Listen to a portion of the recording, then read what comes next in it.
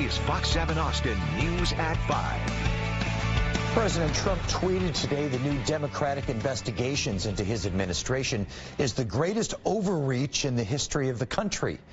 He even called it presidential harassment.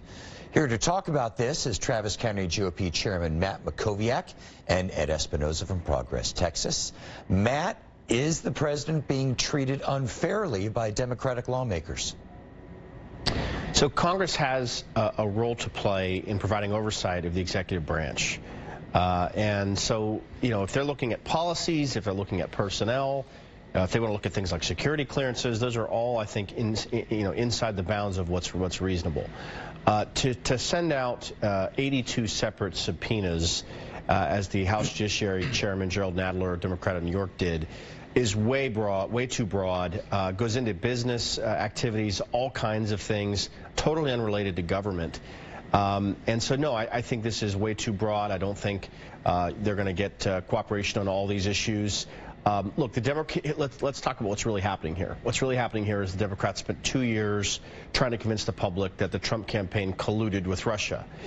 It's increasingly clear that Mueller's report will not show that, will not show that to the public. And so the Democrats are scrambling. They're looking for now new areas to attack the president in a search and destroy mission, and that's what this is about. Ed Espinoza, do you think that's really what this is about? No, I think what this is about is a level of accountability that should have happened a long time ago. And now that there is a Democratic Congress, you don't have a Republican Congress looking to protect the president. You have one that is looking to hold him accountable. Look, there are 82, as Matt said, 82 subpoenas. I thought it was 81. We could be off by one.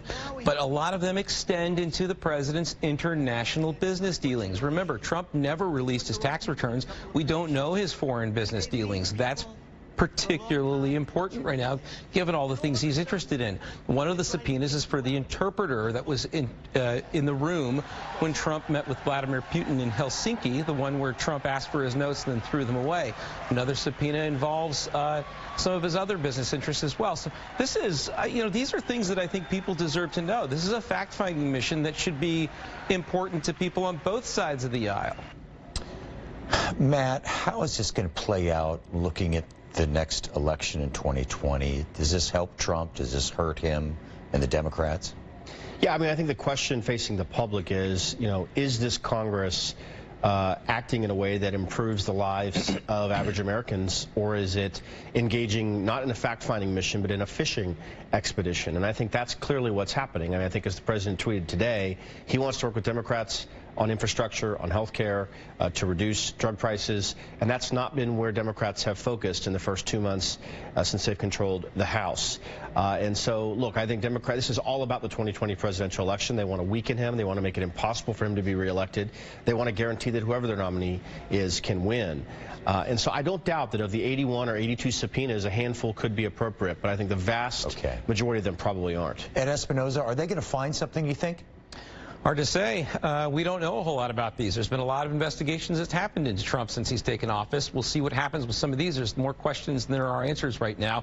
But I would think that a Republican Party that has been so concerned with the rule of law for so long would actually be interested in finding out some of these things here. And it looks like we're going to find out soon enough.